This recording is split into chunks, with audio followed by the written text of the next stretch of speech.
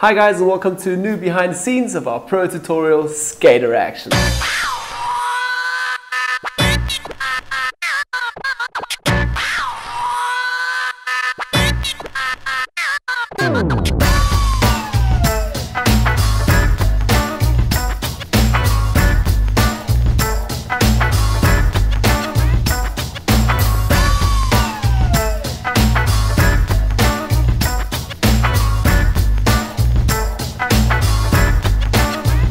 Yeah, so for this whole project, our idea was actually to just shoot like a really cool action shot. Get a skater, skate somewhere, pop a ollie, whatever, grind of a slide or whatever, just grind, and you'll like get a pretty cool shot of him.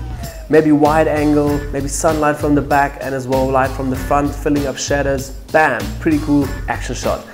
And that was actually the idea. We started out with that.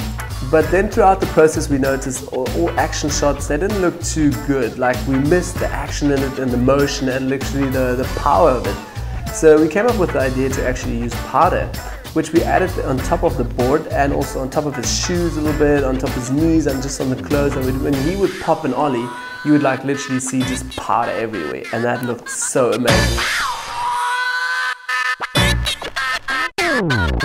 So again, we shot this also on a big courtyard that day, and it didn't look too great actually just in the wild or just in the whole space. So we had like a huge building on that court, and it was actually dark, that building, so literally backlit as well.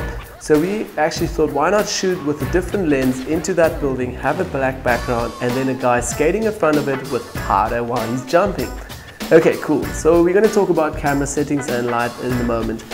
Yeah, so that was mainly the idea. So we pumped him up with powder, let him go in front of the building, and we took a few shots. So again, we started out camera settings wise using a 1424, just wide angle, but everything looked too distorted. No clouds that day, just blue sky, building distorted, guy's face somewhere up there, skateboard somewhere down here, so it didn't look too good.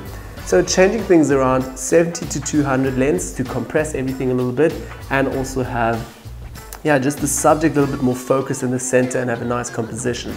Then as well shooting with f10, f11 into the building, so it's pretty nice and dark already. And as well using a shutter speed of 200, so syncing in with your flash first of all, so we don't get the shutter curtain.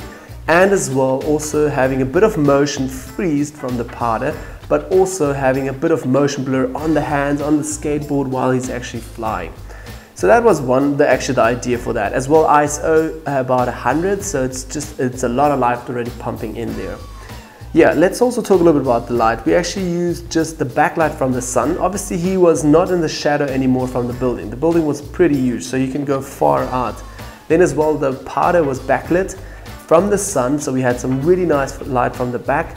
And then as well from the front we used just a beauty dish, a silver reflected beauty dish, with 400 watts power, so literally pumping a lot of light into him in the front. So we can also capture a little bit of that powder and freeze the powder motion. As well, we used not normal strobes, we actually used those little quadro Allen-Chrome strobes, and just place that again on top of the beauty dish. Again, no stand, nothing, just literally I was actually holding it. Literally just take an assistant, so it's easier because you can move quicker with it. It's so convenient. Not needing, you can actually go with the skater, you can even do a panning shot or something. So that was the idea around that as well. Then our idea was also to get a model that actually looked like a skater. So we literally scouted, or actually had a friend who was a skater dude. So he already had the right style and wear the clothing and also kind of the looks as a skater, and he can obviously, very important, skate. So he can literally really pop an ollie and jump. So that was again the idea for that. Then as well, props wise, we just had to have a skater dude, literally just the skater outfit, as well as the skateboard and a bit of powder. Yeah, and that was basically all that we've actually done to manage to make this whole image look great. So a few tips around here as well. We managed to get away without booking a studio, so we literally did this in a big courtyard. Pretty cheap production because you don't need to book a studio and clean all the stuff up again. You don't need a black background or anything, literally just on that day. Obviously we did a lot of post-production still after this, so I went out and retouched, still combed some images together to make just for a really cool epic end result and just to make it look even more wow.